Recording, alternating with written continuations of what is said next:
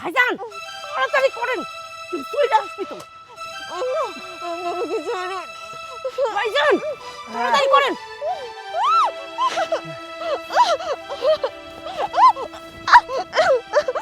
ভাইজান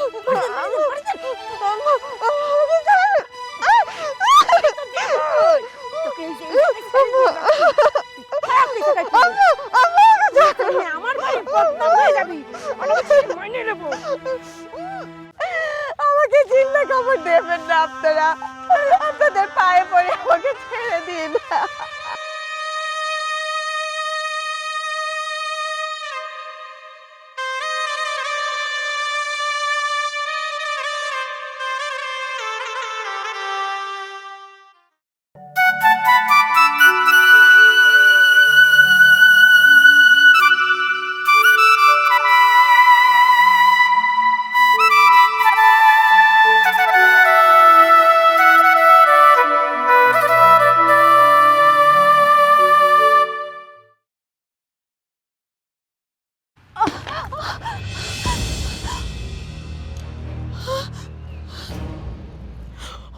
ওরে আল্লাহ রে, তুই আমার সাথে কলস কেন ভাঙে দিল?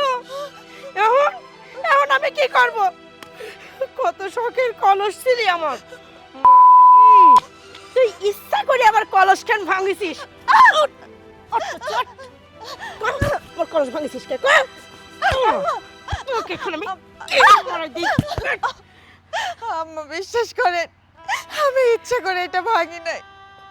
আমার হঠাৎ করে মাথাটা ঘুরে গেল আর কলসটা হাতে থেকে পড়ে গেছে। আমি ইচ্ছে করে ফেলি নাই। আমি মনে হয় কিছু বুঝিনি যে তুই ইচ্ছা করে ফেলিছিস। এই তোক দিয়ে প্রতিদিন ওই কলসে করে আমি সেই দূর কুয়াতেন পানি আনাই দেহি, তুই আমার কলসটা ভাঙিয়ে দিল যাতে তোর পানি না আনা লাগে।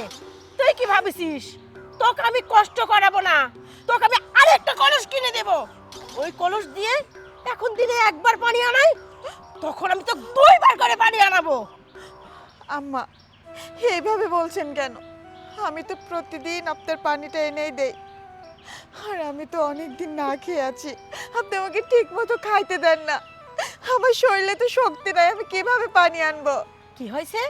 আমি তো খাতে দেইনি, শরীরে শক্তি পাস না? আমার সংসারে খাবারগুলি যাই কই? এই যে আমি ডিশ ভরে খাবার রাহি, সেই খাবারগুলি যাই কই ক?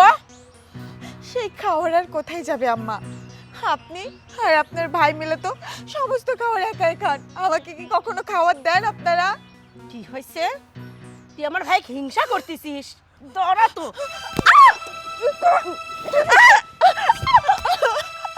আম্মা মারবেন না। দেখতে লাগে। ধর আমি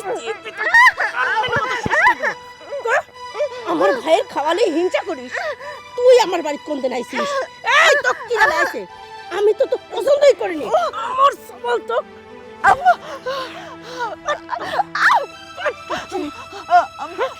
তুই আমার স্বাদের কলসটা ভেঙে দিছিস, তুই আবার মুখে মুখে তর্ক করতেছিস।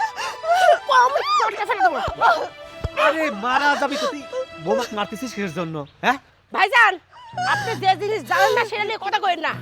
ওর এত বড় সাহস, ও তোমাকে আর আমার হিংসা করে, তোমার খাওয়া লিয়ে খুঁটা দেয়। ও কবি শোন অনামিকা, ও তো ছাওয়াল পাল মানুষ, বোঝে না। যদি বুঝতো তাহলে হিংসা করতো না। মামা বিশ্বাস করেন, আমি আপনাকে হিংসা করি নাই।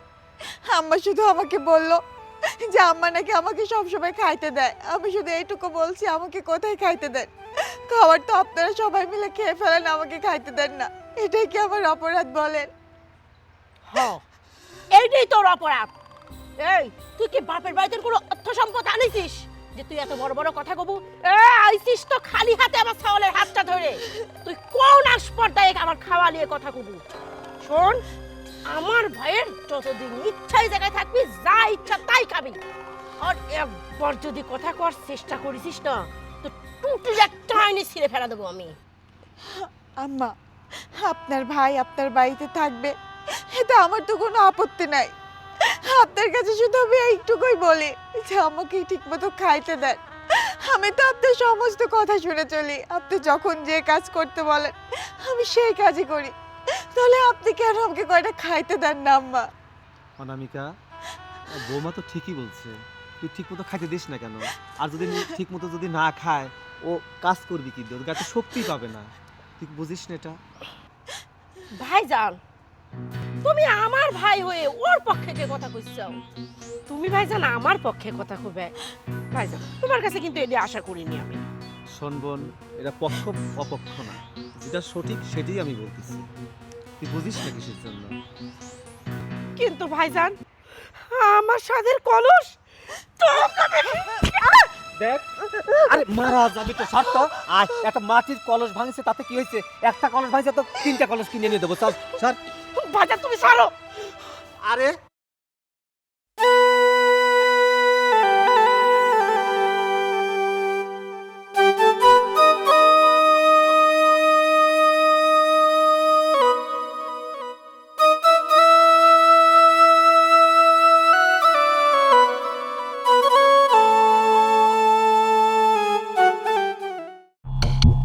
আরে ছাড়েন তো ভাইজান। ভাইজান, আপনি আমার কানে আনলেন কিসের জন্য? আজ যদি আপনি না আনতেন, ওকে আমি শেষ করে ফেলাইতাম। আরে শোন, তুই যেভাবে মারতে লাগছিলি, ওভাবে তো মারা যেত। ভাইজান, যাইতো ওকে আমি 2 চক্ষা সহ্য করতে পারিনি। ওর কত বড় সাহস যে আপনি হিংসা করে আপনি খাওয়ার খুঁটা দেয়। আমি কি ওকে বউ করে আনতে চাইছিলাম নাকি? আমার শহরে তো আমার অনুমতি ছাড়া ওটা বউ করে আনেছে। ভাইজান, ওকে আমি 1 চক্ষা সহ্য করতে পারিনি।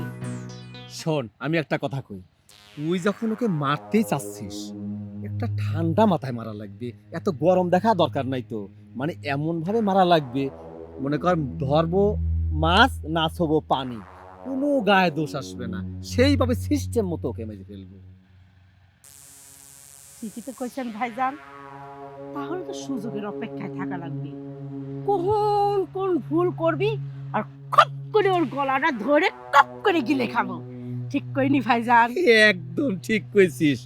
আমার কত স্বাদ ছিল ভাইজান, আপনার মেয়েটা আমার ঘরে বউ করে আনবো, কিন্তু আমার ওই বেটাটার ঘাড়ে চাইপে বাইছে।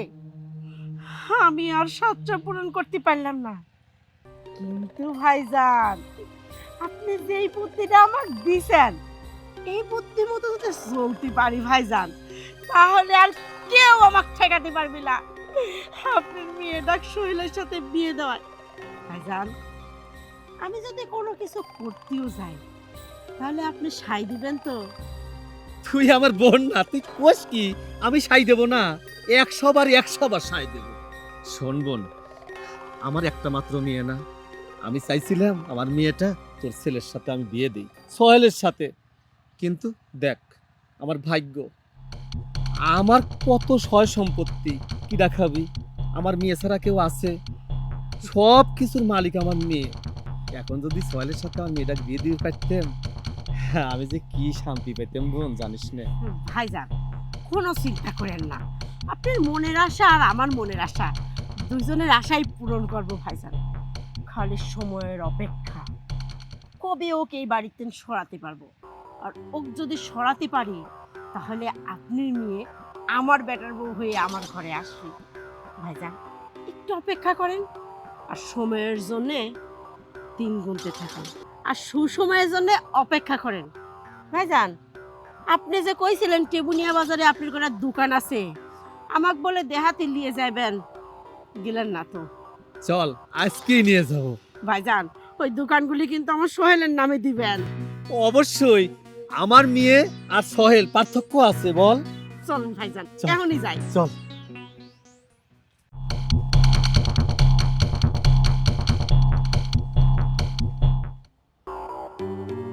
বৌমা!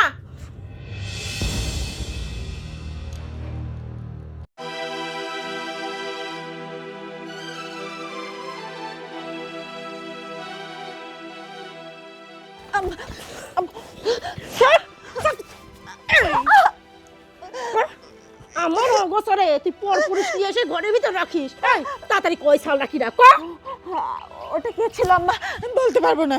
কব না তুই? তার মানে তুই আমার অগোচরে আরো অনেকবার ওই ছাওয়ালে তুই ঘরে ঢুকাইছিস। তাই না? এই তোর কি তো নাহলে তো তুই শেষ করে দেব। তুই তো কতি পারতু, আমার সাওয়ালে যে তুমি প্রবাসে চলে আসো না, তুই আমার সাওয়ালটা প্রবাসে ফেলে দিয়ে এখন অন্য পরপুরুষ নিয়ে পড়ে থাকিস, নষ্টি করিস। তোকে আমি শেষ করে ফেলা দেবো। ছাড়ুন, আচ্ছা ছেড়ে দেবো? তুই কি ভাবিছিস তোকে আমি এত সহজে ছেড়ে দেবো? তোর জন্য আমার মান সম্মান সব শেষ হয়ে গেল।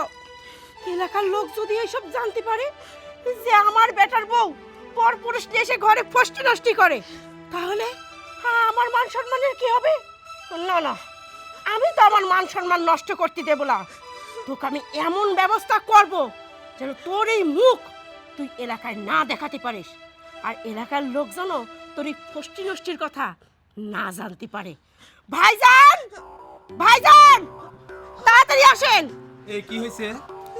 ভাইজান, ওই একটা পরপুরুষ নিয়ে এসে ঘরে ফষ্টি নষ্টি করতেছিল।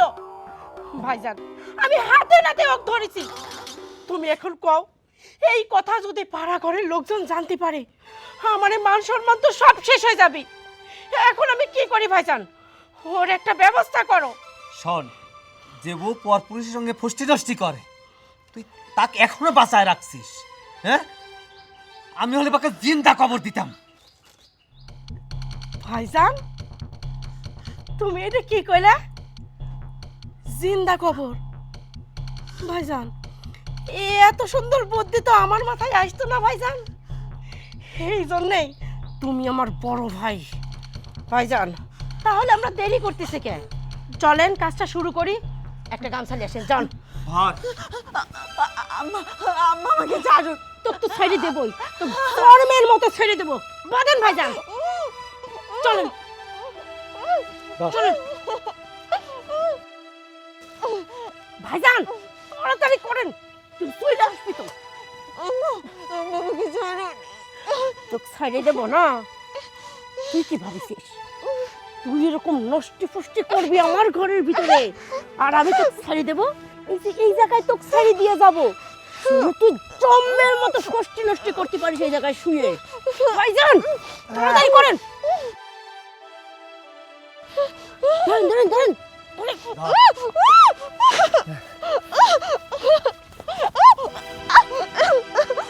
ভাইজান, পড়ে যান, পড়ে যান। আম্মা, আম্মা আমাকে ছাড়ুন। তোকে এই যে এই জায়গায় ছেড়ে দিয়ে যাচ্ছি। খারাপ কিছু খাইতে হবে। আম্মা আমাকে ছাড়ুন। তুই আমার বাড়ি বদনাম হয়ে যাবি, অনেক কিছু মাইনে নেবো।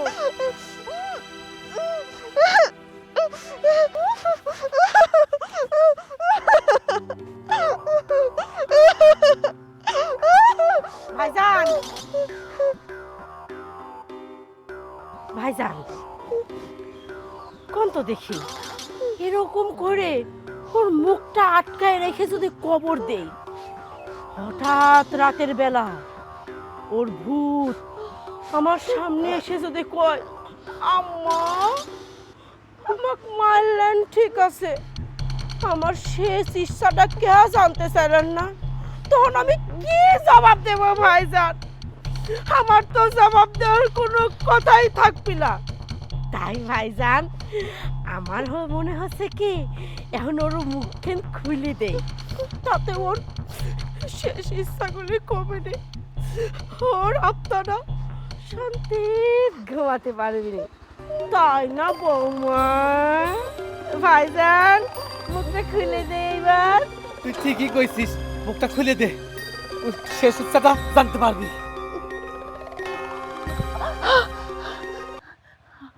আম্মা, আম্মা, আমার ভুল হয়েছে, আপনারা আমাকে ক্ষমা করে দিন। আমাকে আপনারা জিন্দা কবর দেবেন না আম্মা, আমি আপনাদের সব কথা শুনবো, প্রয়োজনে আমি এই বাড়ি ছেড়ে চলে যাবো আম্মা, তবু আমাকে আপনারা জিন্দা কবর দেবেন না। মামা, আমি তো আপনার মেয়ের মতো, আপনার মেয়ে হলে কি আপনি এই কাজটা করতে পারতেন বলেন? আমাকে ছেড়ে দিন না আম্মা। শোন, তোকে মারার যে সব প্ল্যান করা হয়ে গেছে, এখন আর তোর বাঁচার কোনো চান্স নেই। ভাইজান, কোন তো দেখি ও যেই অপরাধটা করেছে, যেই অন্যায়টা করেছে, যেই পাপটা করেছে, এরপরেও তো বাঁচায় রাখা যায় না ভাইজান, কোনো ক্রমেই না। কারণ আমার এই এলাকায় একটা মান সম্মান আছে, আর আমি কোনো মতেই সেই মান সম্মানটা আমি নষ্ট হতে দেব না। সেই জন্যই তো তোর উপযুক্ত ব্যবস্থা করা হয়েছে। ভাইজান, ওর মুখের তো সব কথা শুনলামই, তাহলে এখন কেন আমরা দেরি করতেছি? ভাইজান, তাড়াতাড়ি করি। বাবা ছেড়ে দিন আমাকে, বাবা, বাবা ছেড়ে দিন, আমার সাথে এমনটা করবেন না, তোমার শাস্তি আমাকে দেবেন না,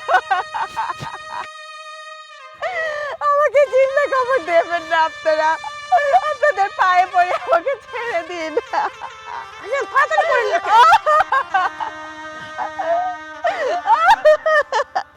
ভাইজান, তাড়াতাড়ি করেন, তো চলে আসুন। ভাইজান, তাড়াতাড়ি করেন, ধরেই ফেলবি।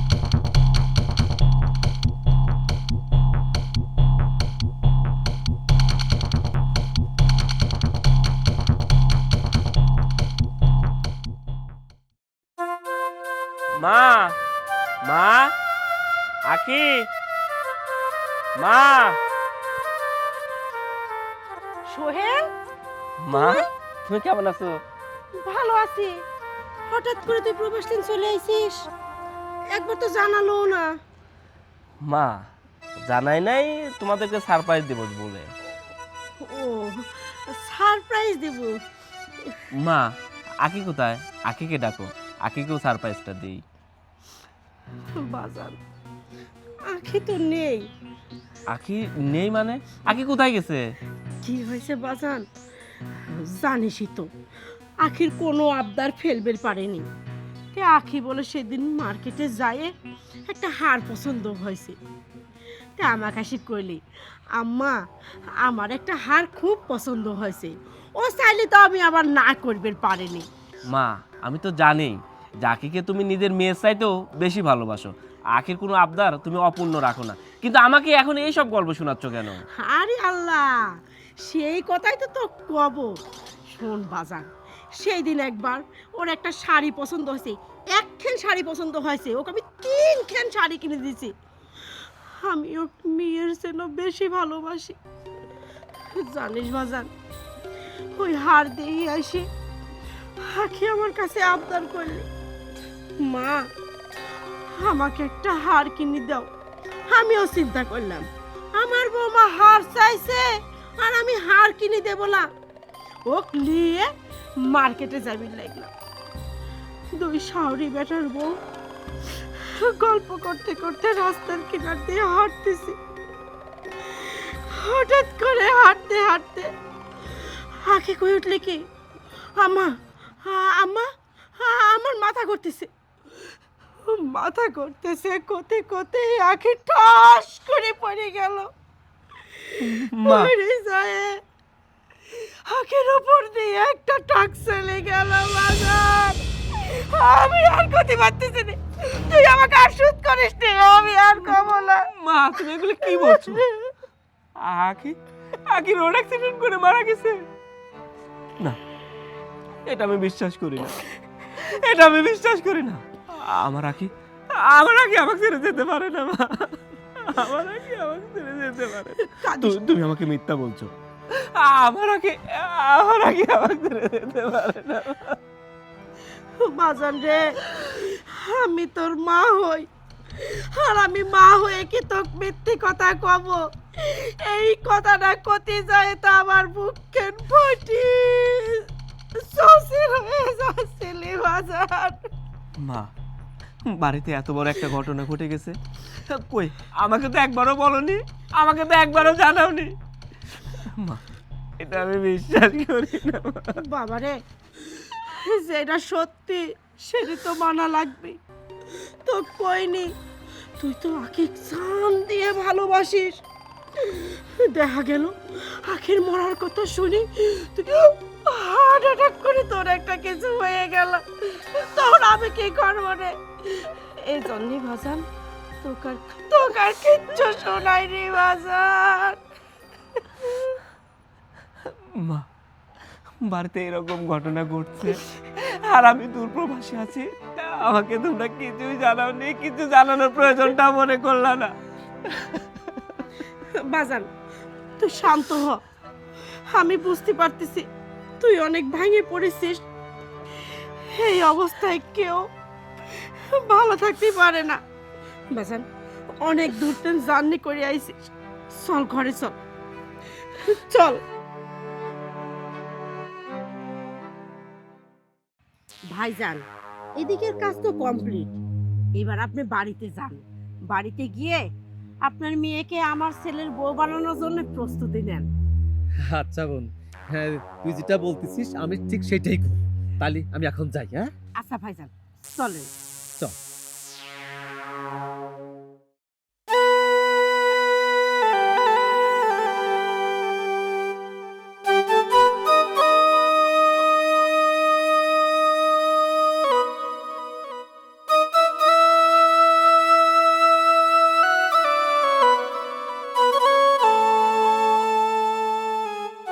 বাজান মা, তুমি এই জায়গায়? কি করব, তোকে সারা বাড়ি খুঁজে না পায়ে এই জায়গায় চলে আসলাম। বাজান রে, সেই প্রবাসতেন আসার পরতেন,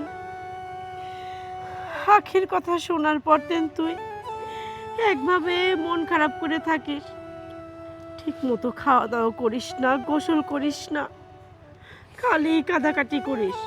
বাজান এভাবে কি দিন যাবে ক? বাজান, এইভাবে থাকিস না, নিজের ভবিষ্যতের কথা ভাব। মা, আমি কি করব বলো? আমার ভালো লাগা, ভালো থাকা সব ছিল আঁখি। সেই আঁখি যেহেতু নাই, আমার আর কোনো কিছু ভালো লাগে না। আমার খাইতে ইচ্ছা করে না, ঘুমাইতে ইচ্ছা করে না, গোসল করতে ইচ্ছা করে না। আমার আর কোনো কিছু ভালো লাগে না মা। বাজান এইভাবে তো আর দিন যাবে না, তাই না? তোমার একটা ভবিষ্যৎ আছে, তোমার ভবিষ্যতের চিন্তা করা লাগবে না। বাজান আমি আর তোমার মামা মিলে একটা বুদ্ধি করেছি তোমার ভবিষ্যৎটা সাজায় দেওয়ার জন্য। মা, আমার ভবিষ্যৎ তোমরা সাজায় দিতে পারবে না। আমার ভবিষ্যৎ যা ছিল সব নষ্ট হয়ে গেছে, আমার আর কোনো ভবিষ্যৎ নেই মা। পারবো বাজান, আমি পারবো তোমার ভবিষ্যৎ সাজাতে।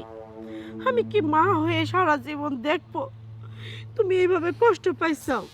বাজান শোনো, আমি না ঠিক করেছি, তোমার মামার মেয়ের সাথে তোমাকে আমি বিয়ে দেব। তোমার মামা কিন্তু বাড়ির সব ব্যবস্থা করতেছে। না মা, আমি আর বিয়ে করতে পারবো না। আমি আর কখনোই বিয়ে করব না, কারণ আমি আখির জায়গাটা পৃথিবীর অন্য কাউকে দিতে পারবো না। আখি এখন আমার এই জায়গায় আছে, আমি এই জায়গা থেকে আমার আখিকে সরাইতে পারবো না মা। আচ্ছা ঠিক আছে, আমি তো জানি আখি তোমার এই জায়গায় আছে, খালি বাজান হচ্ছে গা তুমি তোমার ওই মামার তোবরের সাথে সংসারটা করবে, সুন্দরভাবে সংসারটা পাইবে। বাজান তোমার মামার একটা মাত্র মেয়ে, তোমার মামার হোটেল, সয় সম্পত্তি, বাজারে দোকানপাট করেছে আরো। বাজান ওই সব কিছু তোমার হবে, তোমার আর প্রবাসে যাওয়া লাগবে না। তোমার ভবিষ্যৎ তোমার মামা গড়ে দিবি। বাজান তুমি রাজি হয়ে যাও। মা, অনেক টাকা পয়সা থাকলে, অনেক অর্থ সম্পদ থাকলেও মানুষ সুখী হতে পারে না। সুখী হতে হলে মনটাকে ভালো রাখতে হয়, হাসি খুশি থাকতে হয়, মনের খোরাকটা গ্রহণ করতে হয়। কিন্তু আমার মনের খোরাক তো নেই। আমার সুখে থাকা, ভালো থাকা, আমার মন ভালো রাখার একমাত্র জায়গা ছিল আখি। সেই আখি যেহেতু আমার জীবন থেকে চলে গেছে, আমার এই জীবনের সঙ্গে আমি আর কারোর জীবন জড়াইতে পারবো না। মা, আমাকে মাফ করে দিও, আমি তোমার কথা রাখতে পারবো না। থাম, মেলাক্ষণ ধরে আমি বুঝাচ্ছি, তুই বুঝতেছিস না। তো বারবার করছি না তোর মামার মেয়ের সাথে তোকে আমি বিয়ে দেবো, বিয়ে দেবো মানে দেবো। আর একটা কথাও কব না, এই মুহূর্তে আমার সাথে তোর মামার বাড়ি যাব। তোর মামা বাড়ি গিয়ে সব বিয়ের আয়োজন করে ফেলেছে, আমার ফোন দিছিল যাওয়ার জন্য। চল। মা, একটা জিনিস আমি তোমাকে কোনোভাবেই বুঝাইতে পারছি না। আমি বলছি বিয়ে করব না, করব না, করব না। আর আমিও একরোখা, আমিও তো করছি তোকে এই জায়গায় বিয়ে করতে হবে, করতে হবে, করতে হবে। তোর মামা কিন্তু কিছুক্ষণ আগে এখান থেকে গেছে, আবার গিয়ে কিন্তু ফোনও দেওয়া হয়ে গেছে। কাজী মাঝি নাকি এসে বসে আছে, এই মুহূর্তে তুই আমার সঙ্গে যাব। বাজার চল, চল না বাজার, মার মা। কথা শোন। আমি বলছি না আমি বিয়ে করতে পারবো না।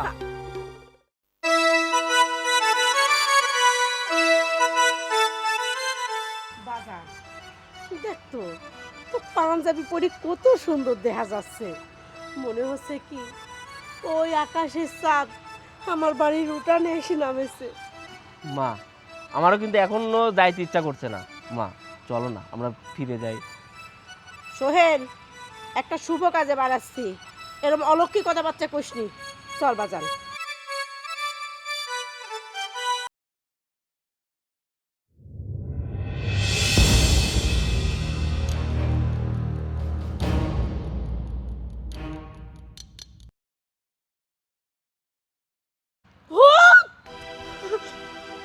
মা তুমি ভূত পাইলা কোথায়? ওই যে ভূত। মা তুমি তো বলছো আকি রোড অ্যাক্সিডেন্ট করে মারা গেছে, আর আকি তো জ্যান্ত একজন মানুষ, ও আমার সামনে দাঁড়িয়ে আছে। না না রে বাজার, তুই জানিস নি, যখন আমি জিন্দা খবর দেই আমি তখন ভাবিছিলাম ওর শেষ ইচ্ছাটা জানা দরকার। তখন আমি ওর মুখটা খুলে দিয়ে ওকে আমি জিজ্ঞেস করি, এই তোর শেষ ইচ্ছা কি? যদি না জানতাম ও তো ভূত হয়ে এসে আমার গলা টিপে ধরতে, এই জন্য তো আমি জানতে চাইছি। কিন্তু আমার মনে হয় কি বাজার, ওর শেষ ইচ্ছাটা ও করতে পারেনি, এই জন্য দেখ ওর আত্মা আবার চলে আসে। মা পাত্তা না, ও জ্যান্ত একজন মানুষ। আর তুমি তুমি আমাকে বলছো ও রোড অ্যাক্সিডেন্ট করে মারা গেছে, আর তুমি নিজের মুখেই স্বীকার করলা তুমি আকিকে জিন্দা কবর দিছো।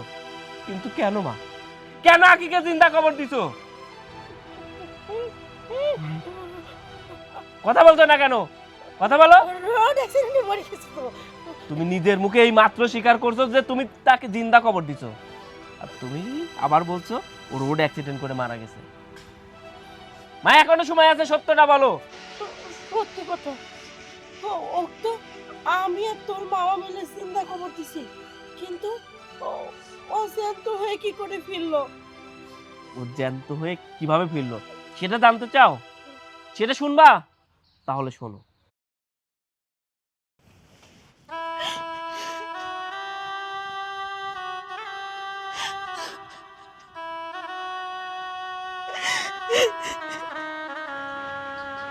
আখি,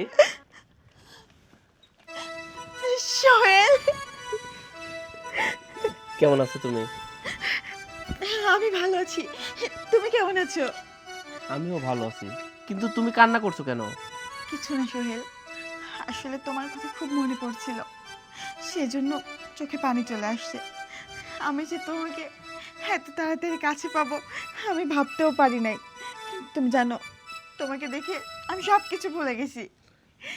কিন্তু আমার কাছে বিষয়টা অন্যরকম মনে হচ্ছে তুমি আমার কাছে কিছু লুকাচ্ছ। সত্যি করে বলো, তুমি কান্না করছো কেন? ধুর বোকা, আমি কি লুকাবো তোমার থেকে? হ্যাঁ, আমি কোনো কিছুই লুকাচ্ছি না। ওই যে বললাম, তোমার কথা খুব মনে পড়ে আমার, সেজন্য কান্না করছিলাম। আচ্ছা বাদ দাও, তুমি আগে ফ্রেশ হয়ে নাও, তোমাকে আমি খাইতে দেই, আর মাকে বলি তুমি আসছো। না, আগে সত্য করে বলো তুমি কান্না করছিলে কেন? কি হলো বলো না। আরে পাগলি, কি হয়েছে আমাকে সবকিছু খুলে বলো। সোহেল, তুমি প্রবাসে যাওয়ার পর থেকে তোমার মা আমাকে দেখতে পারে না, ঠিক মতো খাইতে দেয় না, ঠিক মতো পড়তে দেয় না, সবসময় আমাকে অত্যাচার নির্যাতন করে। তুমি জানো, তোমার মায়ের কথায় আমি উঠি বসি, তোমার মা যখন আমাকে যে কাজ দেয় আমি সব কাজ করি, তারপরেও তোমার মা আমাকে কয়টা খাইতে দেয় না। আখি, তুমি আমার মায়ের সম্বন্ধে উল্টাপাল্টা বলছো। আমার মাকে তো আমি চিনি, আমার মা হচ্ছে পৃথিবীর সেরা মা। আমার জন্য আমার মা সবকিছু করতে পারে, আমাকে ভালো রাখার জন্য আমার মা সবকিছু করতে পারে। আর তুমি বলছো আমার মা আমার বউকে নির্যাতন করছে, অত্যাচার করছে, ঠিকমতো খাইতে দেয় না। এটা আমি বিশ্বাস করি না। তুমি আমার চোখে আমার মাকে খারাপ বানানোর জন্য আমাকে মিথ্যা কথা বলছো। সোহেল, আমি জানতাম তুমি বিশ্বাস করবে না। আর তোমার চোখে যদি তোমার মাকে আমি খারাপই বানাতাম, অনেক আগেই তো আমি তোমাকে সবকিছু বলতে পারতাম, কিন্তু বলিনি যে আমি জানি তুমি বিশ্বাস করবে না। তবে তুমি তোমার মাকে বিশ্বাস করে আমাকে অবিশ্বাসের জায়গায় রাখছো, আমি এটা কখনোই মানবো না। তুমি যদি চাও আমি তোমাকে প্রমাণ দিতে পারবো। তোমার কাছে কি প্রমাণ আছে? দাও আমাকে সেই প্রমাণগুলো দাও। ঠিক আছে, তাহলে তুমি যে প্রবাস থেকে আসছো এটা তোমার মাকে বলবে না, তুমি কিছুদিন লুকিয়ে লুকিয়ে থাকবে। আর তোমার মা আমার সঙ্গে কি করে না করে সবই তুমি নিজ চোখে দেখবা, তাহলে বুঝতে পারবা আমি সত্যি বলছি না মিথ্যা বলছি। আচ্ছা, তোমার কথাই আমি মেনে নিলাম। আমি যে প্রবাস থেকে বাংলাদেশে আসছি এই কথা আমি মাকে বলবো না। শুধু মাকে কেন, আমি কাউকে বুঝতে দিব না যে আমি বাংলাদেশে আসছি। তারপর আমি দেখব সত্যি আমার মা তোমাকে নির্যাতন করে না তুমি আমাকে মিথ্যা বলছো। কি হলো, এবার তো একটু কান্না বাদ দিয়ে হাসো।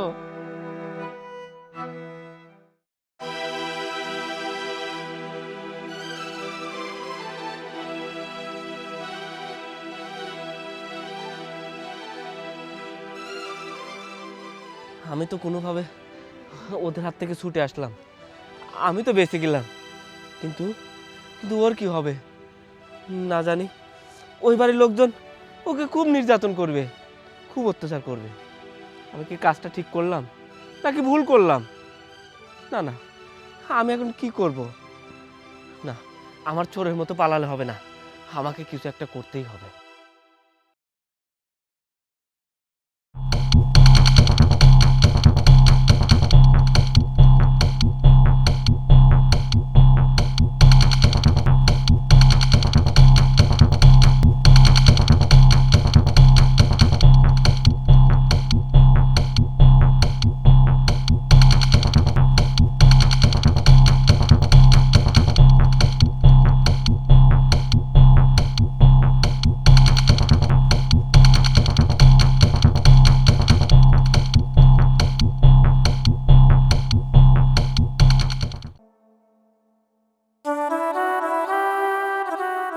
জানো মা, আমি প্রবাস থেকে আকিকে সারপ্রাইজ দেওয়ার জন্য গোপনে চলে আসি, আকির সঙ্গে দেখাও করি। কিন্তু আমি যে দেখি আকি কান্না করছে। আকিকে আমি জিজ্ঞাসা করি, আকি প্রথমে বলতে চায় না। অনেক রিকোয়েস্ট করার পরে আকি আমাকে বলে তোমার মামাকে নির্যাতন করে, অত্যাচার করে, ঠিকমতো খাইতে দেয় না। আমি বিশ্বাস করিনি। আকিকে বলছি না, আমার মা এটা করতে পারে না। আমার মা পৃথিবীর সেরা মা, আমার মা কখনোই তোমাকে নির্যাতন করতে পারে না, অত্যাচার করতে পারে না।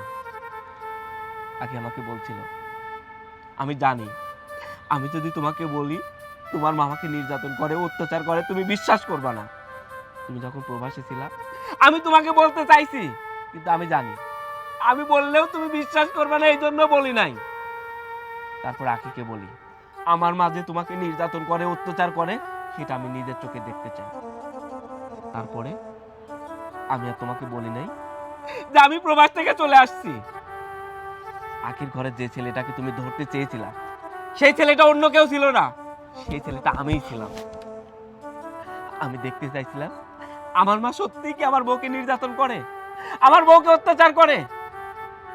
কিন্তু আমি নিজের চোখে যেটা দেখলাম সেটা আমি নিজের চোখকে বিশ্বাস করতে পারছিলাম না। আমার মা, আমার গর্ভধারিণী মা এতটা নিজ, এতটা জঘন্য। একজন মানুষ আর একজন মানুষকে কিভাবে সে জিন্দা কবর দিতে পারে? আমার চোখের সামনে তুমি আমার বউকে জিন্দা কবর দিলা। আর আমি যখন তোমার সামনে এসে দাঁড়ালাম তুমি সুন্দর করে নাটক করে বললা আমার বউ রোড অ্যাক্সিডেন্ট করে মারা গেছে, আমার বউয়ের সকল চাহিদা তুমি পূরণ করো। সে যদি একটা কিছু খাইতে চায় তুমি তার দ্বিগুণ এনে দাও। সে যদি একটা শাড়ি চয়েস করে তাকে তুমি 5টা শাড়ি কিনে দাও। সে যদি একটা গহনা চায় তুমি তাকে 3টা গহনা দাও। এত সুন্দর করে বললা, তোমার অভিনয় দেখে চলচ্চিত্রের অভিনেতারাও হার মেনে যাবে। কিন্তু কেন মা, আমার সঙ্গে কেন এই অভিনয়টা করলা? আখির কি অপরাধ ছিল? আখির তো কোনো অপরাধ ছিল না। আখির একটাই অপরাধ ছিল, ও আমাকে ভালোবাসা, আর আমাকে ভালোবেসে এই বাড়িতে বউ হয়ে আছে। ও তোমার পছন্দের মেয়েকে বিয়ে করি নাই, এটাই আমার অপরাধ?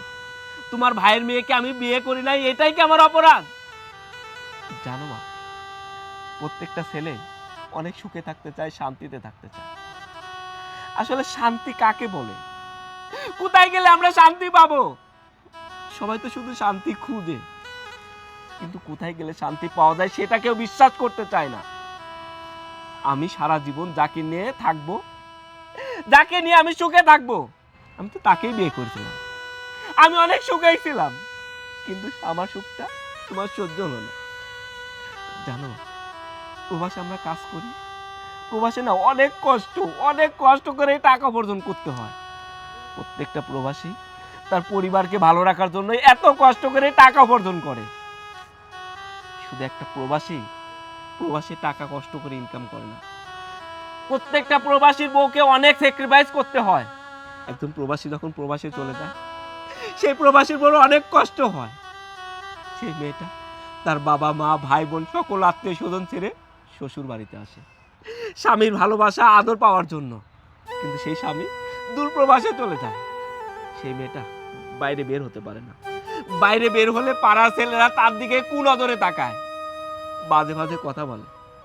তুমি জানো, প্রত্যেকটা প্রবাসী রাত্রে ঘুমায় না, রাত্রে ঘুমানোর আগে বালিশ ভিজে তার চোখের জলে, কিন্তু সেই কথাটা কাউকে বলতেও পারে না। আর তোমাদের মতো কিছু শাশুড়ি পেলে সেই প্রবাসীর বোর জীবনগুলো নরকে পরিণত হয়।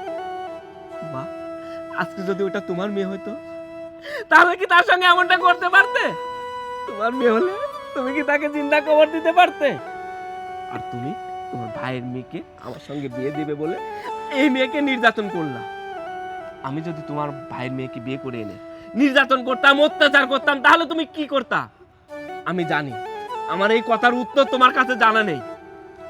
যাই হোক মা, আখিকে যেহেতু তুমি পছন্দ করো না, তাই আমি রাখি এই বাড়িতে থাকবো না।